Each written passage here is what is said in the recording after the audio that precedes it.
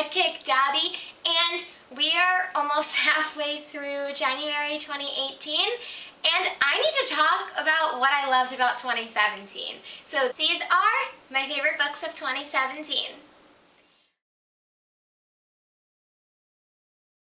Last year, I did a musical yearly roundup, and I will put a card up for that and link that below, even though I might regret that. But this year, I'm doing it a little differently. I have chosen 11 books to count as my favorite books. I couldn't narrow it down to 10, and there are a couple reasons for that. But I have 11 books, and I have numbered them 11 through 1. I might end up regretting the order of some of these. I literally switched them around like 4 times when I was trying to put them in order. This is what I came up with, and this is what it is for now.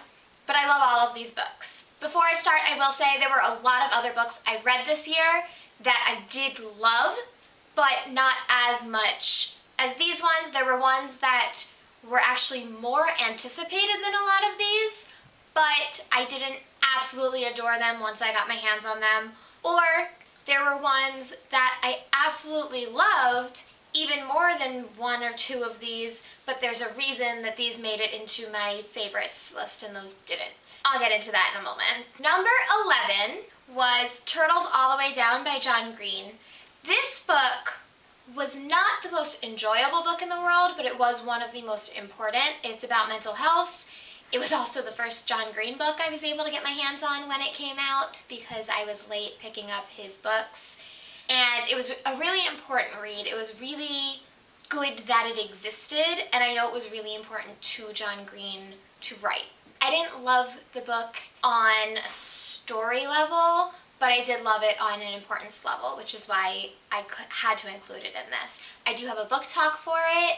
Number 10 is One of Us is Lying by Karen M. McManus. I actually had an opportunity to read this several months before it came out because this is an ARC, and I loved this book. I was so excited for everybody to read it.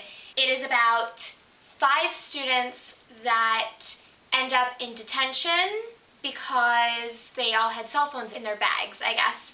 And then one of the students ends up dying.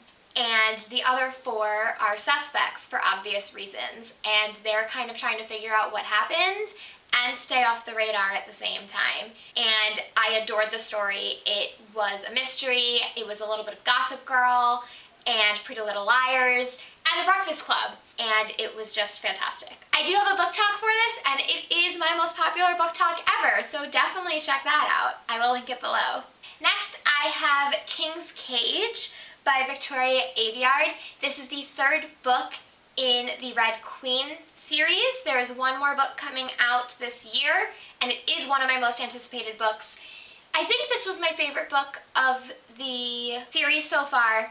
I really enjoyed it. It was one where 2 of the main characters that you want to be together start out separated, but that didn't take away from the story because there was so much going on.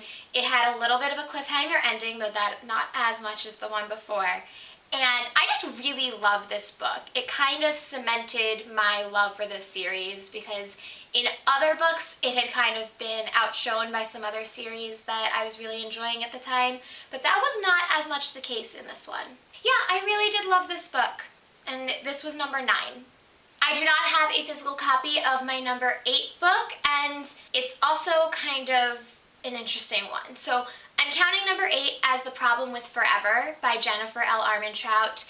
This book is kind of on my list, not just as itself, but as a representation of all of the more cutesy romance I read this year. This was my year of cutesy romance. For the first time, I was reading Kasie West, Jennifer L. Armentrout, and Sarah Dessen this year, all of whom write amazing romantic contemporary, although Jennifer L. Armentrout also writes a whole bunch of other types of books. I also read a paranormal series from her. I read 25 books by the 3 of them this year. I read 75 books this year. That means a third of the books I read this year were by the 3 of them. The Problem with Forever is my favorite of all of those, I believe. So it's kind of on the list representing all of them. This book in particular is about a girl who has a very dark history. She was abused as a child, and there was a boy that was in the same house that was kind of her protector and always told her to be quiet to make sure she wasn't being heard so that she wouldn't be found. She ended up being adopted by a wonderful family and is now, after dealing with her mental health a lot, is trying to go back to school where she comes face to face with her protector from her childhood again. This book is absolutely amazing. I have not been able to get it out of my head, even though I've read it months ago at this point. So this book represents itself, but it also represents the other 24 books by those 3 authors that I read this year. I do not have a book talk for this book because I did not read it when it first came out, but I do have book talks for other Jennifer L. Armentrout books. I don't think I have any book talks for Sarah Dessen books, but I have for Kasie West and Jennifer L. Armentrout, and I will link some of those below. Definitely read this one and all of their books because they're all wonderful. All of them. Number 7 is another one I do not currently have a physical copy of because I lent it to one of my best friends who I knew needed to read it, but it is Warcross by Marie Lu. This is the first book of a new, I think it's just a duology, but I need to check into that.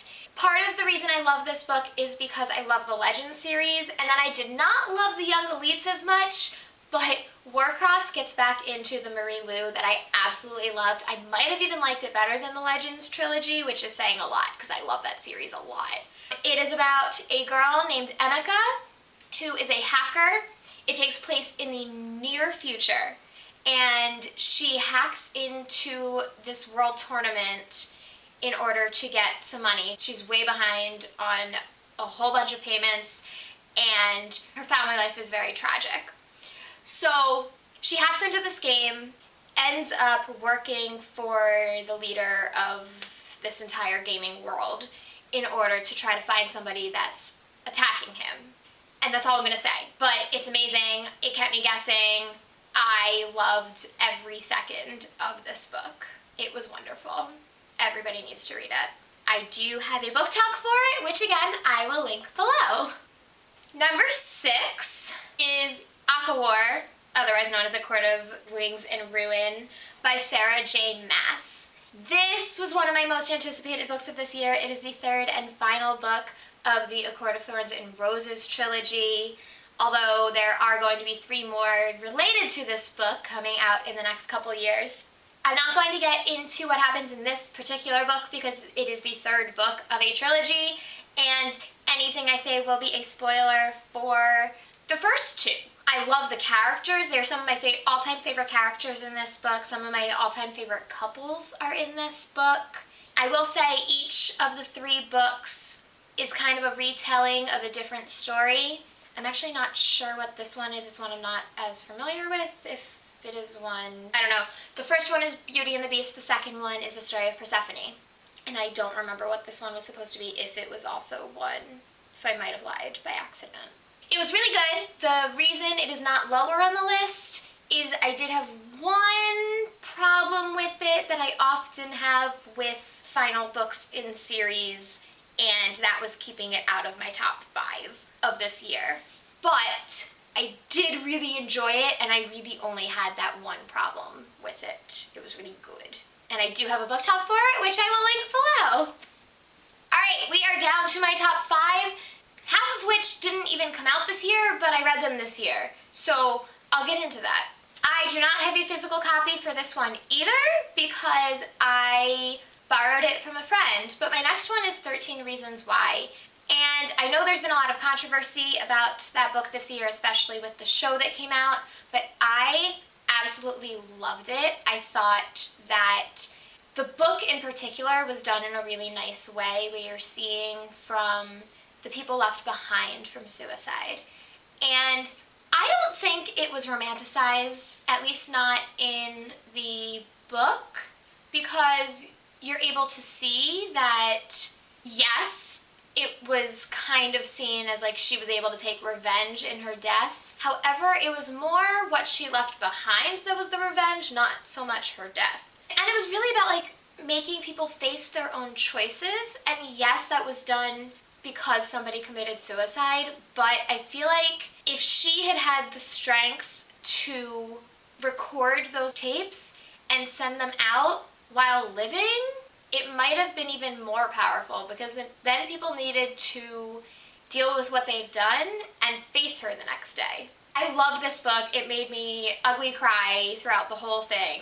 I have a video where I am comparing the books to the Netflix series. I will link that below. I love this book. I know there was some controversy, but I just adored it, and I think everybody needs to read it, but not think that suicide is okay. Fair? Next is another one that I do not have a physical copy of because I listened to it on audiobook, and I did end up buying a physical copy of it, but for a friend. Anyway, next is Simon versus the Homo Sapiens Agenda, which also did not come out in 2017, I believe, but I read it in 2017, and it was amazing. And there's a movie coming out, and I love it. In case you've been living under a rock and you do not know, Simon versus the Homo Sapiens Agenda is about a boy who is in the closet and sending emails to some guy from his school that he has fallen completely in love with through email, but doesn't know who he is. He ends up being blackmailed by somebody to get him to...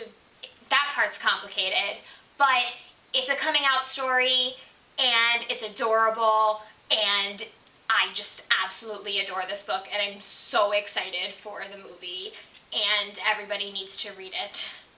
I do not have a book talk for this one because I didn't read it as it came out, but I love this book so much. I recommend it to everybody, especially if you are a part of the LGBTQIA community or an ally. Definitely. I am up to my top 3. Okay, number 3 is a very personal one for me that I just recently read and has not come out yet, actually. Let's talk about Love by Claire Kann. This book comes out in a week and a half now. It comes out not this Tuesday, but next Tuesday. And it is about a girl who is bi-romantic asexual. And the book starts with her girlfriend breaking up with her because of the asexual part of her. And she thinks that she has absolutely no chance at love and she should just kind of quit. But then she ends up meeting this boy who she seems to be more attracted to than she ever has been before, but that doesn't necessarily change her identity.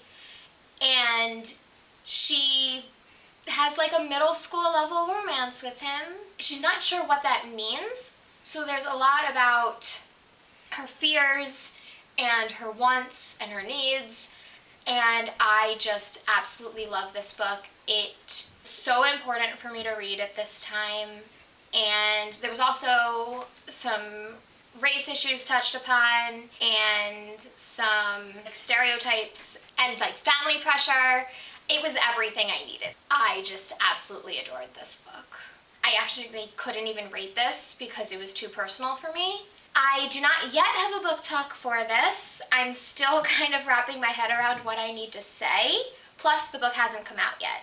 So you can look for that when this book comes out next week, maybe, if I can manage to figure out what I need to say about this book. But I loved it. It made it into my top 3, and it's a debut author. That's crazy. But it was amazing. Everybody in the world needs to read this, especially, again, if you're a member of the LGBTQIA community or an ally, especially if you are a member of that community but don't fully understand asexuality, definitely read this because it's important. I am down to my top 2, which I switched around a couple times, so I love both of these books a lot. I think I am comfortable with the order I finally left them in. I mean, both of these books are pretty much flawless. It was just a matter of what type of importance it had in my life, which one I ended up doing number 1 and number 2. Number 2, Lord of Shadows by Cassandra Clare. I am obsessed with Cassandra Clare books. This is the something like 12th book in the Shadowhunter Chronicles world. It is the 2nd book in the Dark Artifices series. I'm not really going to get into what it's about because even if I just try to describe the first book in this series, it's still a spoiler for like other books in like the world. So just read all of Cassandra Clare's books. Just do it. They're all amazing. Any complaints I ever had about Cassandra Clare books, I think with the exception of like the most minor one, was not a problem in this one. And even the one complaint I still have about some Cassandra Clare books, it was not as evident in this one. It was like more hidden or more reasonable in this one. It was just amazing, and if you have not picked up these books yet, you need to do it right now, because I can't say enough amazingness about this. I'm obsessed. This one might actually have been my favorite Cassandra Clare book ever. Only one I'm thinking about that might have come close was Clockwork Princess, but I don't know, this one might have beaten it. I need to reread The Infernal Devices because I need to figure out which one I like more, but like this, I think this might have been my favorite ever because it was amazing. I do have a book talk for it, which I will link below. And my number one book of 2017 was The Hate You Give by Angie Thomas. Wait a second, a debut author made it to number one on my list? What? Yeah, that's how good this book is. 2 of my top 3 were debut authors. That's crazy. This book is about a girl named Star who witnesses the, I'm gonna say murder by police of one of her childhood best friends as they're trying to leave a party that police crashed. And she needs to decide if she wants to speak out and tell the truth about what she saw, or keep herself safe and in a little bubble and protected.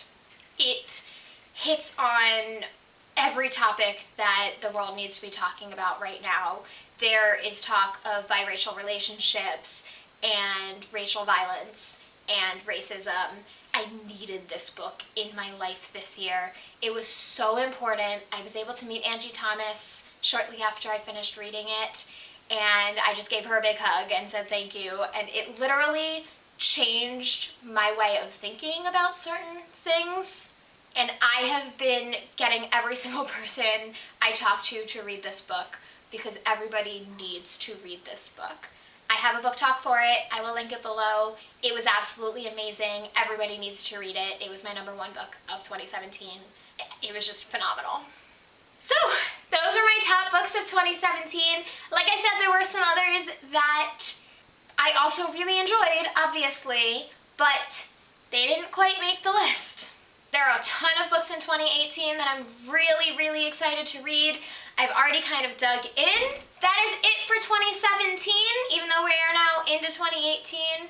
Whatever. Please give me a thumbs up if you like this video. You can always follow me on Twitter at ReaderGonnaRead, and don't forget to subscribe by either clicking up there or down below. I will talk to you next time. Bye!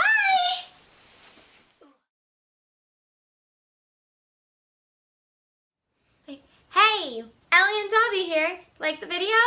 Come subscribe. Do it right now. Click it.